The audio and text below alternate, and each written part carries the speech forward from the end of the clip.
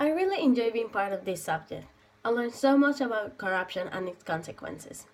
When I started in June, I didn't know what to expect. The application of the surveys were really interesting. I took advantage of being in Australia with so many international students.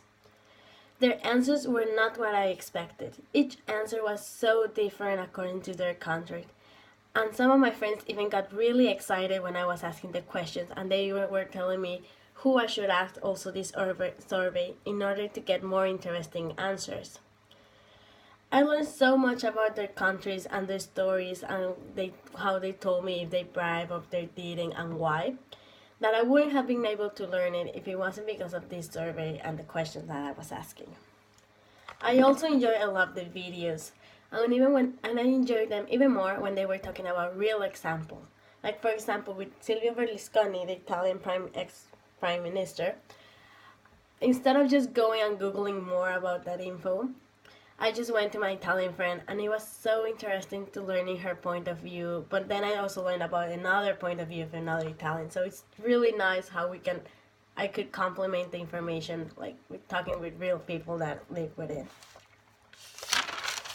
I I know that everybody knows like what is corruption in general, but we don't truly understand how much it affects us, like the economic budgets, why the country is not growing. We usually just blame the government, but in reality, it's a conflict that is really deep and that needs to be eliminated. Even with the organized crimes, with unofficial payments, everything is related. I'm seeing Mexico and corruption in a whole different way. Even the smallest bribe to a police officer can have a real effect in Mexico. But we have to take into consideration many things. I will never bribe except given the certain situations. In Mexico, it's kind of dangerous sometimes being stopped by the police at certain hours and they try to take advantage of their power.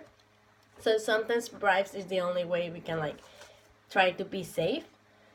But in reality, we really need to stop doing this. I learned that my personal ethics are really important and I shouldn't be compromised in any situation. If I'm in the future working in a company and they do things a certain way, I know that I would prefer not to be working in this company than for me to actually be engaged in certain behaviors that are not correct. My recommendation, the only one that I would give about this course, is the analysis of the surveys. It's really interesting to analyze it at the during the second week, since it's all new and we're actually learning a lot. But if we analyze it further during the course, we can actually relate it to more topics.